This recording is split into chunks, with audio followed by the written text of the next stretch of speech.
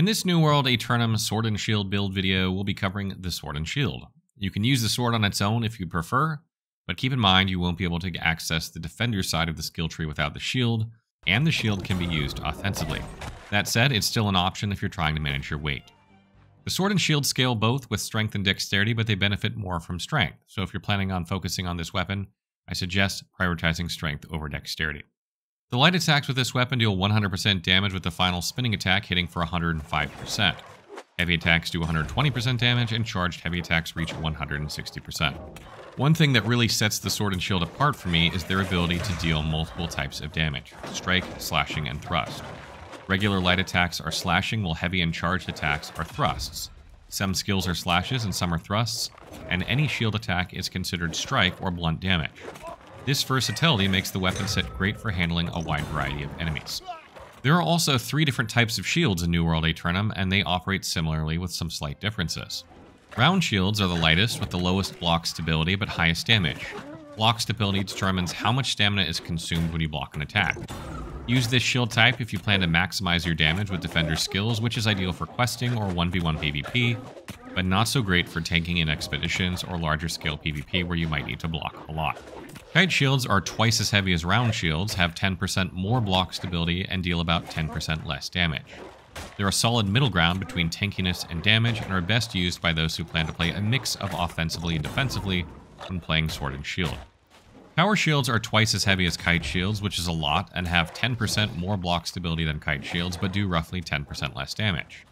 They are the ideal choice for would-be tanks in larger PvP battles and in expeditions where they will be absorbing a large number of attacks.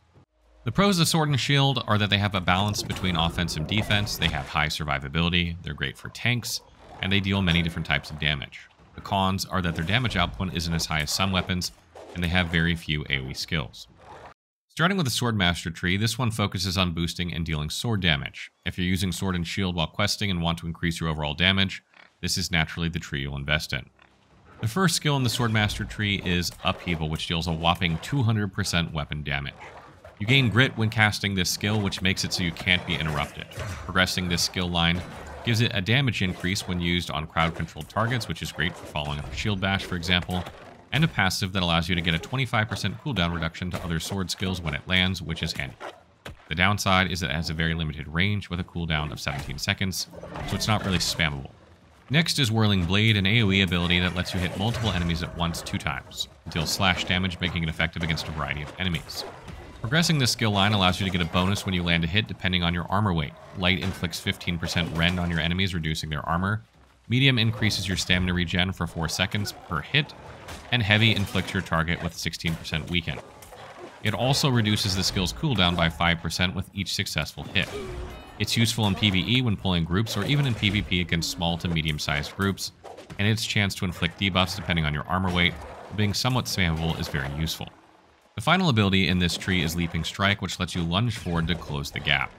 However, it doesn't cover a long distance and has a small hitbox, making it hard to land on moving or retreating enemies. It's not a highly recommended gap closer due to its inconsistency. Progressing this skill line allows you to increase the damage dealt and inflict slow on enemies for 3 seconds though. The capstone for this tree, Leadership, is excellent. It passively boosts your party's damage by 10% while holding a sword. For group content like dungeons or PvP, it's hard to find a better passive that provides this level of support to your team.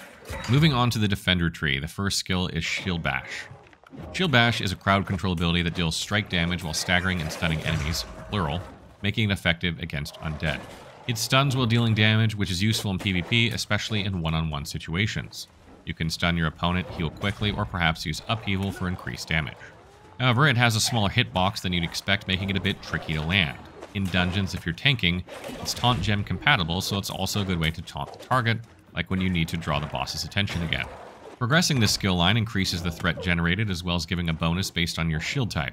Round shields increase the crit chance of your next hit by 50% for 5 seconds, kite shields cleanse 1 debuff from you, and tower shields increase the stun duration by 1 second. Shield Rush is a mini charge ability that covers 5 meters of distance, staggering and pushing back enemies it hits. The animation is long and grants grit, preventing you from being interrupted while executing the skill. I generally avoid using it because you can often deal more damage with regular attacks. However, in PvP, this can be a good way to initiate a combo by rushing forward and staggering an enemy, leaving them open for attacks. Progressing this skill line lets you inflict 20% weaken and 30% slowed to enemies hit. The last ability in this tree is Defender's Resolve, which serves as a self-buff for 30% incoming base damage reduction. It also gives you 20% stamina damage reduction. It also Taunt Gem compatible, so it can serve as an AoE taunt within an 8-meter radius, which is essential for tanking dungeons. Progressing the skill line gives you a bonus depending on your shield type. Round Shield increases your base damage by 20%, Kite Shields reduce the potency of slows inflicted on you by 30%, and Tower Shields grant a base damage reduction of 20%. It also heals you 30% of your base health after the buff ends. The capstone for this tree, Defensive Formation, reduces damage to allies within a 4-meter radius by 30% while you're blocking. This is especially useful when you're fulfilling the role of a tank. Regarding which capstone to choose, it's a bit situational. If you feel like your allies can go without a damage buff and need the extra survivability, consider slotting this one, but if they're pretty good and don't need that extra protection, consider using the sword one. Weapons that pair well with the sword are the Great Axe, Warhammer, or even the Life Staff in certain situations. The Great Axe is a solid all-around choice for tanking dungeons. You can switch to your sword and shield when you need to tank, then pull out your Great Axe to help with AoE damage and clear adds faster, contributing to your team's DPS. It's always helpful when the tank can deal some damage, and this is one way to do that in dungeons. The Warhammer works similarly, but it focuses more on crowd control. While you may contribute less damage, the hammer lets you start with a CC attack, allowing your DPS to strike without taking hits. Then you could swap to your sword and shield to taunt and deal with enemies. The hammer is also great against undead, making it useful in dungeons and in the open world. You could pull a group of enemies, CC them, and then switch to your sword and shield to finish them off, or use the Great Axe to mow through the easier ones and deal with the tougher foes with your sword and shield by blocking and playing defensively. The reason I mention Life Staff is that although it scales with focus, you can slot a nature gem into your sword, allowing it to scale with focus as well. While it won't hit as hard as the strength-based sword and shield, this setup lets you keep a Life Staff in your back bar to heal yourself between or during combat. This creates kind of a paladin build. You may hear people refer to this setup when they talk about paladin builds, as it allows for healing while maintaining a traditional sword and shield playstyle. This paladin build is great for questing, as the sword and shield is excellent for taking on groups of enemies, and being able to heal between fights with a life staff saves you from relying on food, resting, or potions. It's an efficient way to keep moving without needing the help from other players, making your questing going more smoothly. For armor, I suggest going with heavy armor if you want the added block stability bonus of 10%. This will be useful for going in expeditions where you most likely be fulfilling the tank role. If you're just going to small-scale PvP or solo questing though, I suggest using medium or light armor. Medium is a good middle ground between protection and damage, while light will give you the most damage possible, but very little protection. Final thoughts. I think the sword and shield is probably my favorite weapon in the game overall. The fact that you can deal all 3 damage types with this setup is great. Plus, it's tough to get killed when you have the sword and shield equipped, whether you're in PvE or PvP. The light attacks have wide horizontal sweeps that hit multiple targets easily, which is a big advantage whether you're playing PvE or PvP.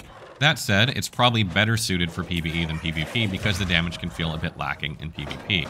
I eventually switched to the Great Axe and Hammer for more damage output when PvP. However, in large-scale fights, it's not always about dealing damage. Sometimes your role is to draw fire and survive while your teammates handle the heavy damage to other players. So depending on what you're aiming to do, the sword and shield can be a great option in PvP. So that wraps up our sword and shield build guide. Keep an eye out for more weapon guides, and if you have questions, don't forget to check out our New World Wiki for more info. But I want to know what weapons you're planning to play at launch, what your setup looks like, what do you make of the sword and shield, do you like it? Let me know in the comments below.